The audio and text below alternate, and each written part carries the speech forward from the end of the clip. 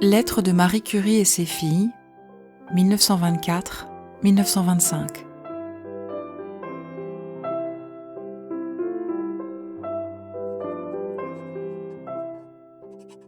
Marie à Irène, de Hyères à l'Arquest. Hyères Gare, dimanche 7 septembre 1924. Chère Irène, je t'envoie pour ton jour de fête toute l'assurance de ma tendresse que tu connais et dont il n'est pas nécessaire de te convaincre. Je t'ai fait expédier aussi d'ici une boîte de fruits confits et j'espère qu'elle arrivera à temps pour t'apporter une douceur matérielle au jour du 12 septembre. J'ai quitté Paris vendredi soir et je suis arrivée à Hyères samedi matin. J'ai pris l'autobus de la Tour Fondue et suis allée faire une visite à Olvec, dans l'île de Porquerolles, à l'aide d'une vedette qui fait le service et qui a été balancée par les vagues. Les Olvec, que j'ai trouvés sans peine, ont été extrêmement gentils. Et finalement, j'ai couché très confortablement dans la villa qu'ils habitent et qui est très bien aménagée. J'ai eu plaisir à les revoir et à causer avec eux. Nous avons aussi pris un bain. Cette île est d'ailleurs si découpée qu'on doit pouvoir s'y baigner à l'abri par tous les temps. Mais comme ils ne sont pas très nautiques, ils n'en connaissent pas les ressources à ce point de vue. L'île est ravissante et on doit y être bien, quoique le climat me semble un peu mou. Je suis revenue à Hyères aujourd'hui après déjeuner et vais partir pour Cavalère, où je resterai sans doute une semaine. Je demande des nouvelles de ta fête, du temps, des aménagements de rocs plats et de la santé des nouveaux petits pains. Ici, il faisait assez beau hier, mais en ce moment il pleuviote. Il faisait chaud d'ailleurs, et l'eau était assez chaude aussi pour le bain. Je vous embrasse, mes chéris, et envoie un bonjour à tous nos amis. Mais Irène à Marie, de l'Arquest à Hyères. Mercredi 10 septembre 1924. Ma chérie, j'ai reçu ta lettre et ta boîte de fruits confits a été appréciée. Je suis très contente que tu aies passé une bonne journée avec les Olvec et que tu aies des bains assez chauds. Ici, temps très variable, pas désagréable dans l'ensemble. Ma rédaction sur la déviation magnétique avance lentement. J'espère qu'elle ne sera pas aussi ennuyeuse à lire qu'elle me le paraît quand je la fais. La description d'une expérience de précision basée sur un principe tout à fait ordinaire, cela n'est vraiment pas divertissant. Je sens que personne ne lira de cela autre chose que les conclusions. Enfin, si cela ne sert pas à divertir les autres, cela me servira au moins à conserver pour moi le détail de cette expérience, pour si jamais j'ai le courage de la reprendre, car je vois que c'est encore un peu insuffisant pour être sûr que, par exemple, la distribution de longueur ne dépende pas d'une manière appréciable d'une non-homogénéité des vitesses. Nous sommes allés ce matin, avec toute une bande, souhaiter sa fête au capitaine, avec des fleurs et des cornets de bonbons. Je crois qu'il était très content. Je t'embrasse bien tendrement. Tâche de bien te reposer et de ne pas revenir trop tôt à Paris. Irène.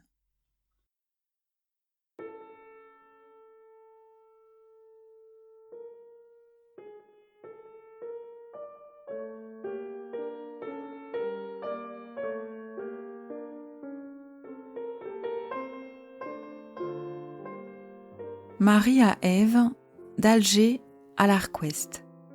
Alger, le 13 avril 1925. Chère Èvette, je t'ai envoyé 3 cartes d'Alger en tout. La lettre que je t'écris aujourd'hui prendra le même bateau que moi, mais je pense que tu la recevras encore en Bretagne.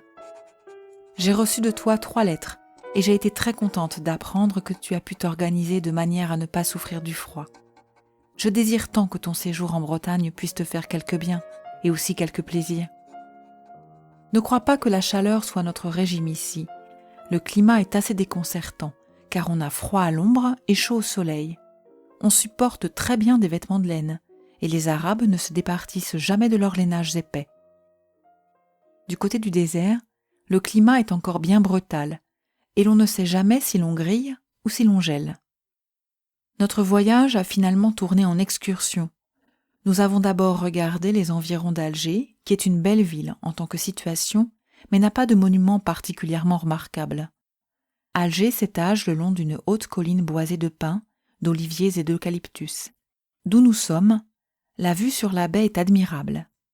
Le lycée où nous habitons est une belle construction moderne, dans le style arabe, avec de l'espace, du marbre, de la mosaïque et des terrasses, le tout dans un grand jardin. Par chemin de fer, nous sommes allés à Biskra, qui est la première oasis d'un chapelet qui s'avance dans le désert. Nous avons poussé jusqu'à Tougour, oasis au bord du grand désert à dunes de sable. Ces dunes sont impressionnantes et une grande étendue couverte par elles est un spectacle étrange. Il est certain que, en les quittant, on a une sorte de regret et de désir de les revoir, et pourtant ce n'est que du sable. On est surpris aussi de voir que le désert se compose par parties seulement de dunes où la circulation est difficile et par parties de terrains sablonneux blancs, très fermes, où les automobiles roulent comme sur une excellente piste. Nous avons monté sur des chameaux. Je n'ai fait qu'un court essai, mais Irène a fait une assez longue promenade. Des officiers de la garnison se sont très aimablement occupés de nous et nous ont raconté leur vie et leurs occupations dans ce poste avancé. Plus loin, les missions militaires françaises vont au travers du désert jusqu'au Soudan, 2 mois de route. Nous avons vu à Tougour 2 Américaines ou Anglaises qui sont parties pour le désert qu'elles devaient traverser à dos de chameau, avec un guide et des chameliers, pendant 1 semaine, pour être conduites à Tunis. Elles semblaient enchantées. La caravane comprenait 2 bébés chameaux qui accompagnaient leur mère. Il y avait des tentes et l'arrangement semblait très confortable. J'avais envie de camper aussi dans le désert comme elles, mais je crois d'ailleurs que, la nuit, il doit faire froid dans le désert. En revenant du désert, nous avons vu la côte près de Bougie, où il y a de très belles gorges et de magnifiques falaises. Nous avons fini par une visite aux environs de Blida, à la vallée des singes, où ces animaux vivent en liberté, et où Irène a pris la photo d'une mère singe avec son petit enfant accroché à sa poitrine. Je pense rester 2 ou 3 jours sur la Côte d'Azur et rentrer à Paris dimanche matin. Sans doute ne seras-tu pas encore de retour à ce moment. Si cela ne t'ennuie pas, tu ferais bien de faire mettre du fumier aux petits arbres nouvellement plantés, ainsi qu'aux chèvrefeuilles et aux vignes. Cela les encouragerait à survivre et à prendre une bonne apparence. Il me semble que ce serait une très bonne chose. Fais mes amitiés au capitaine et à André, ainsi qu'à Madame Le Goff. Je t'embrasse tendrement et t'écrirai peut-être encore du bateau si la mer est calme. J'espère avoir une traversée passable, ce qui serait bien précieux. Mais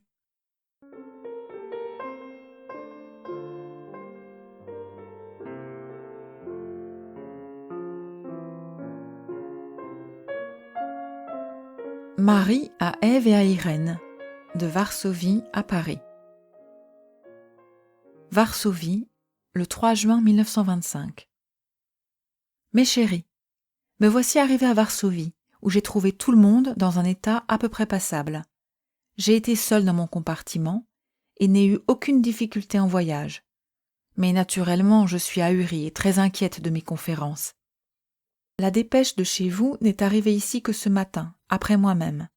Heureusement, les gens d'ici n'ont pas fait d'erreur sur l'heure de mon arrivée, et il n'y a eu aucun malentendu. Mon frère est venu à la frontière où je suis arrivée à 11 heures du soir. Je me trouve bien loin de vous, et bien exposée à des manifestations que je ne puis aimer ni apprécier, parce qu'elles me fatiguent. Aussi suis-je un peu triste ce matin, malgré le plaisir que j'ai eu à revoir les miens. À Berlin, une foule rassemblée sur le quai de la gare courait et criait pour acclamer Dempsey, qui descendait du même train où j'étais. Il avait l'air content. Y a-t-il au fond une grande différence entre acclamer Dempsey ou m'acclamer moi ? Il me semble que le fait d'acclamer de cette manière a en lui-même quelque chose qui n'est pas à recommander, quel que soit l'objet de la manifestation. Je ne vois cependant pas clairement comment on devrait procéder et à quel degré il devrait être permis de confondre la personne avec l'idée qu'elle représente. Vous vous rappelez le mot de Madame Méloney, « dignifying science » ?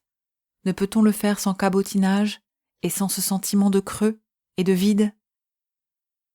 Réfléchissant à la question d'achat de terrain, je crains un peu que ce ne soit une lourde charge et que je ne puisse faire construire une maison que dans quelques années, quand il ne me restera guère de vie pour en profiter, si même je vis jusqu'à la construire. Il ne semble pas que je sache arranger les choses pour mon confort et mes convenances. Il serait en tout cas utile qu'Irène se rende compte si la revente du terrain que nous avons regardé serait une opération ne présentant pas trop de difficultés et pouvant se faire dans un délai raisonnable, sans perte. Je vous embrasse tendrement. Mais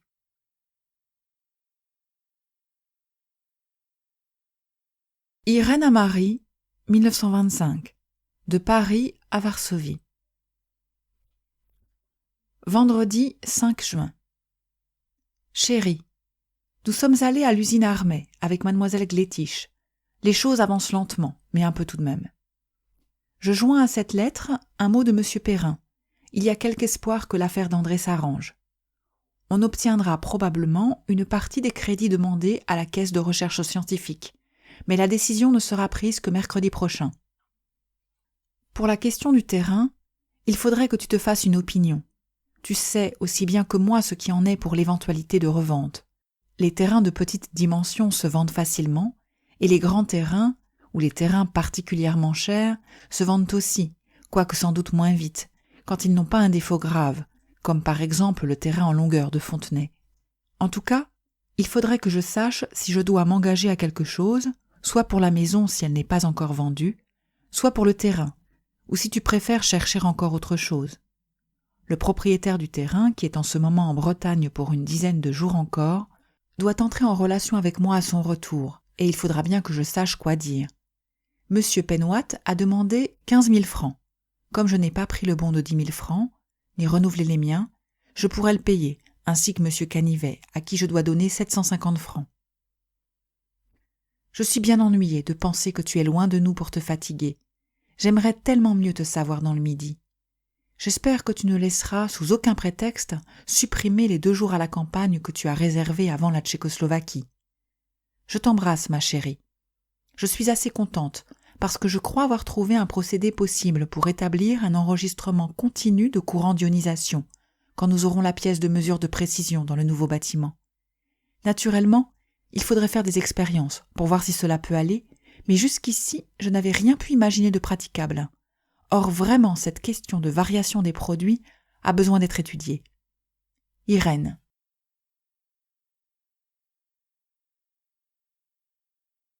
Marie à Irène, de Prague à Paris. Prague, dimanche 14 juin 1925.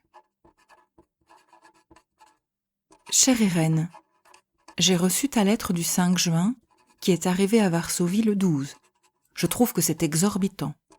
Je vous ai écrit de Varsovie 3 fois, je crois, en adressant à toutes les 2. Je suis arrivée à Prague ce matin et partirai demain soir pour Jachimov. Je suis ahurie de la vie que je mène et incapable de vous dire quelque chose d'intelligent. Je me demande quel vice fondamental il y a dans l'organisation humaine pour que cette forme d'agitation soit, dans une certaine mesure, nécessaire. Dignifying science, dirait Madame Mélonnet. Et ce qui n'est pas niable, c'est la sincérité de tous ceux qui font ces choses, et leur conviction qu'il faut les faire. Je suis ici dans un magnifique appartement, chambre, salon et salle de bain, donnant sur la rivière bordée de collines, et plein de fleurs qu'on m'a données à la gare, roses surtout, puisque c'est leur saison. Malheureusement il fait gris, et je crains qu'il ne pleuve. Je pense que je ne pourrai partir avant jeudi 18 juin, ce qui me ferait arriver à Paris le 19 juin dans l'après-midi. Je vous écrirai encore l'heure exacte. Je comprends, ma pauvre chérie, que je t'agace avec mon indécision, mais c'est que la décision n'est pas très facile étant donné le prix des choses à envisager et les engagements qui en résultent. Il aurait été utile de se renseigner approximativement sur le prix de construction et de plantation d'arbres pour savoir où l'on va et apprécier les possibilités qui s'offrent. C'est pourquoi je suis inquiète. S'il faut prendre tout de suite une décision pour le terrain, prends-la, surtout si tu obtiens une réduction de prix. Mais j'aimerais mieux avoir quelques renseignements. À ce point de vue, tu pourrais commencer à les réunir. Monsieur Canivet connaît peut-être les prix de construction de Paris. Construction convenable, bien entendu, plus élégante que ce que tu fais en Bretagne. Et il faudrait savoir chez Crou ce que coûte un arbre de taille maximum planté dans la région, ainsi qu'un arbre fruitier. Je vous embrasse tendrement. Mais Marie à Ève, de l'Arc Ouest à Paris. L'Arc Ouest, le 11 septembre 1925. Chère Évette, reçu ta lettre et t'en remercie. Notre voyage a été parfait, puisque nous avons eu pour nous deux 3 compartiments de 3e classe dont nous n'avons pu occuper qu'un seul d'ailleurs. Je suis contente que tu travailles, et j'espère que vous allez bien toutes les deux, toi et Alice. Nous parlerons ici de la mise en vente de notre maison, comme il a été convenu. Le temps n'est pas mauvais, mais il ne fait pas chaud. Il y a des alternatives de nuages et de soleil, de vent et de calme, et l'air est plus ou moins doux selon ses variations. En tout cas, l'eau est devenue froide. Nous lui avons trouvé 16 degrés, mesurés, il est vrai, à un thermomètre dont nous ne savons pas s'il est exact. Pourtant, il n'y a pas de doute qu'une différence existe entre l'eau de septembre et celle d'août. Cette différence est très sensible pour le corps et réduit les possibilités de bain. Aussi, je crois que j'aurais avantage à venir ici en juillet ou au début d'août et aller à Cavalère fin août et septembre, de manière à finir par des bains plus chauds que ceux que je trouve ici. Francis est arrivé ce matin et paraît très heureux en compagnie de Colette. Madame Auger est également arrivée. Simone a un fils qui se nomme Olivier. Ainsi qu'il est coutume de s'exprimer, la mère et l'enfant se portent bien. Monsieur Auger était arrivé précédemment avec Daniel et Colette. André nous a emmenés hier, Irène et moi, voir le château dont il nous a dit tant de bien. Nous avons beaucoup aimé l'aspect de cette ruine, et il était même question d'y retourner. Freundler est ici et excursionne avec ses amis, enfin retrouvés. Je ne sais encore quel jour je rentrerai. Je t'écrirai cela en temps utile. Je t'embrasse tendrement. Mais ne fais rien suivre qui ne soit urgent. Demain soir, petite réunion pour la fête d'Irène. Tu pourrais lui écrire.